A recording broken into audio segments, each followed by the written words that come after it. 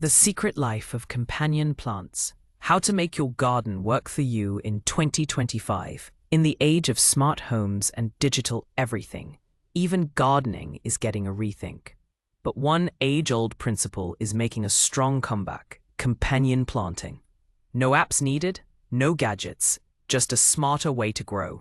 The idea is simple. Certain plants, when grown together, boost each other's health, growth, and even flavor. With food prices rising and more people turning to self-sufficiency, companion planting is trending again. And it works just as well on balconies and in raised beds as it does in country gardens. Tomatoes and basil are the poster couple of this movement. Basil keeps pests like whiteflies and aphids away from tomatoes, while allegedly improving the flavor of the fruit. Beans and corn? Classic friends. Beans fix nitrogen into the soil, which corn loves, and corn provides the vertical support beans need.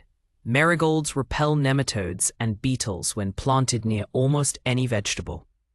Even in tight urban spaces, planting smart combos can mean fewer chemicals, better yields, and a more beautiful plot. It's old-school science with 2025 urgency. But companion planting isn't just about plant chemistry, it's also about pest management. Cabbage moths hate the smell of thyme, and carrots flourish when onions are around, since onion scent masks the carrot from pests. Nasturtiums can act as sacrificial plants, attracting aphids so they stay off your lettuces. Instead of reaching for a spray bottle, today's gardener reaches for seeds. With just a little planning, your veggie patch becomes its own tiny ecosystem, fighting pests from the inside out. Finally, 2025 gardening is embracing biodiversity not just for productivity, but for resilience.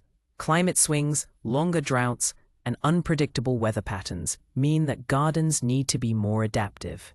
By mixing leafy greens, root vegetables, legumes, and flowering herbs, gardeners create a buffer. One crop may fail, but others will thrive.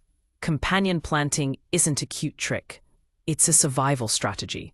It's gardening not just for beauty or food, but for balance.